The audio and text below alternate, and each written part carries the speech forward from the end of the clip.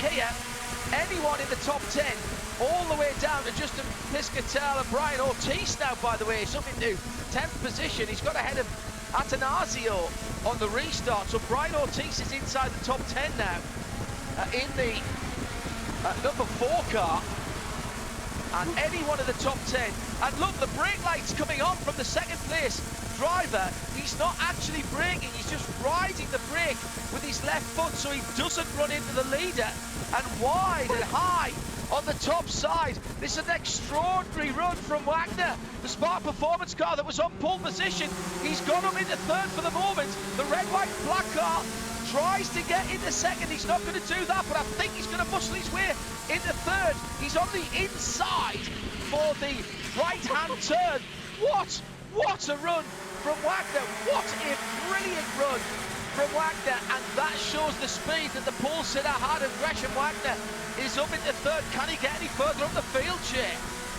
Yes, he can. With that sort of determination, Gresham Wagner started that rerun a long way back. The top 3 were starting to check out. We saw them bump drafting each other with the sustained contact, once again from Selwyn Rowland on Preston Cardis, but it didn't matter. Gresham Wagner had the hole in the air.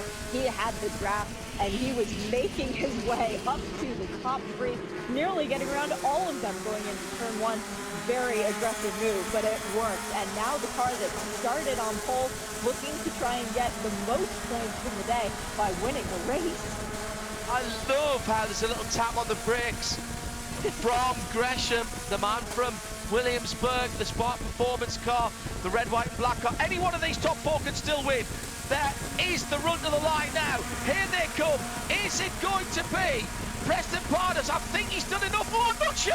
I've said that. And down the inside, he goes rolling into the bus stop for the final tap. Beautiful flat slide by the leader. Oh my goodness.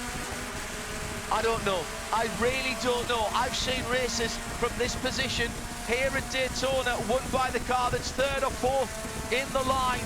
It could even be Gresham Wagner who was on pole position.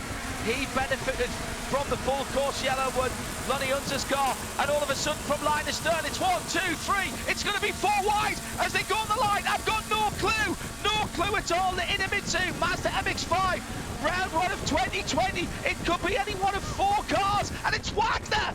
Wagner wins from pole position. Extraordinary. You look at this, you look at the grid, you see the 5 car started on pole, you see the 5 car wins at the end, you think there's nothing to talk about, and yet, extraordinary stuff. At one stage there, Shay Adam, there were 5 cars across the track here at Daytona. MX-5 racing, absolutely quality.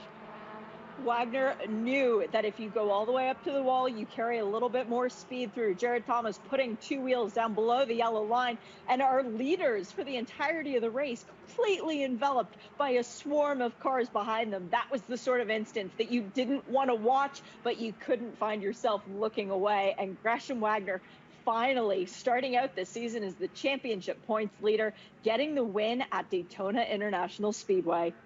Hannah Palamo in their bright yellow number 20 Slipstream. What Slipstream performance car living up to its name.